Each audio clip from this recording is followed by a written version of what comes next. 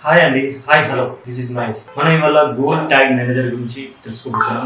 అసలు Google tag manager అంటే ఏంటి, ఈ గూగుల్ ట్యాగ్ మేనేజర్ వల్ల అంటే మనకు అడ్వాంటేజెస్ ఏమి ఉన్నాయి, ఇప్పుడు ఇది ఎంతమంది యూజ్ చేస్తున్నారు, అంటే ఇది ఎలా, అంటే ఇప్పుడున్న జనరేషన్ ఇది యూజ్ చేస్తున్నారా లేదా అనే విషయాన్ని మనం ఇప్పుడు డిస్కషన్ చేయబోతున్నాము.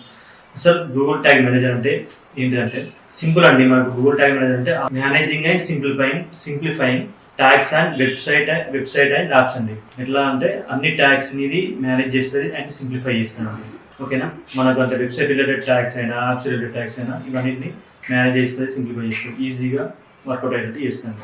అదే అండి గూగుల్ ట్యాగ్ మేనేజర్. అండ్ వచ్చేసి గూగుల్ ట్యాగ్ మేనేజర్ ఎలా క్రియేట్ చేసుకోవాలంటే ఫస్ట్ ఆఫ్ ఆల్ మనకు వెబ్సైట్ ఉండాలి. వెబ్సైట్ ఉన్నాక మనం జీమెయిల్, ఇది గూగుల్ ట్యాగ్ మేనేజర్ అనేది ఫ్రీ టూల్ అండి. ఈ వెబ్సైట్ ఉన్నప్పుడు జీమెయిల్ తోటి మనం లాగిన్ అయ్యి గూగుల్ ట్యాగ్ మేనేజర్ సెర్చ్ చేసి జీమెయిల్తో లాగిన్ అవ్వాలి. దాంట్లో మనకు వెబ్సైట్ ఎంటర్ చేయాలి. దాని తర్వాత కోడ్ వస్తుంది.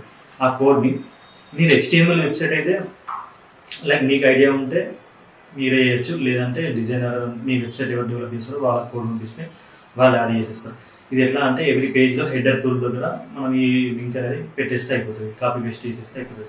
అండ్ వర్డ్ ప్రెస్ వచ్చేసి ప్లగ్ఇన్స్లోకి వెళ్ళి అక్కడ ఇన్స్టాల్ చేసేస్తే అయిపోతుంది.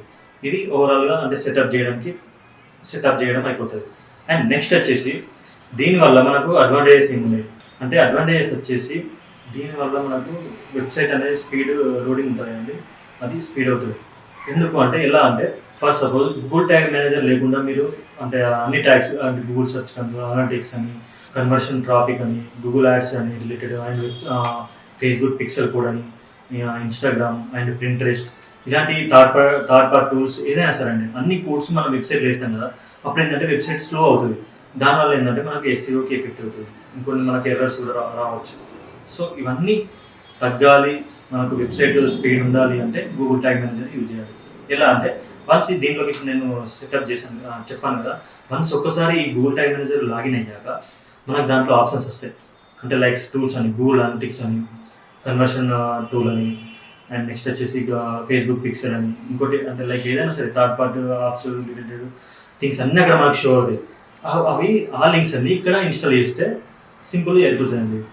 అంటే వెబ్సైట్లో ఏం అవసరం లేదు, అప్ టు ఈ ట్యాగ్ మేనేజర్లోనే అన్ని లింక్స్ ఏదైనా సరే అన్ని లింక్స్ వచ్చి తీసుకొచ్చి ఇక్కడ పెట్టేస్తే సింపుల్ ఇన్స్టాల్ చేసేస్తే అయిపోతుంది. దీనివల్ల ఏంటంటే మనకు వెబ్సైట్ లోడింగ్ మంచిగా స్పీడ్ అయిపోతుంది. సో స్పీడ్ అవ్వడం వల్ల ఏంటంటే మనకి SEO కూడా వెళ్ళిపోతుంది. అప్పుడు మనకు ఎర్రర్స్ కూడా వెబ్సైట్ కూడా ఏం ప్రాబ్లమ్స్ ఉన్నాయి. సో ఇది కంప్లీట్గా ఫ్రీ టూల్ అండి. ఓకే, అండ్ నెక్స్ట్ వచ్చేసి సో దీన్ని గూగుల్ ట్యాగ్ మేనేజర్ని GTM అని కూడా పిలుస్తారు. సో అంటే ఇప్పుడు వచ్చేసి ఏంటంటే ఎక్కువ ఈ ప్రజెంట్ గూగుల్ ట్యాగ్ మేనేజర్ని ఎక్కువ మంది యూజ్ చేసుకోలేకపోతున్నారు.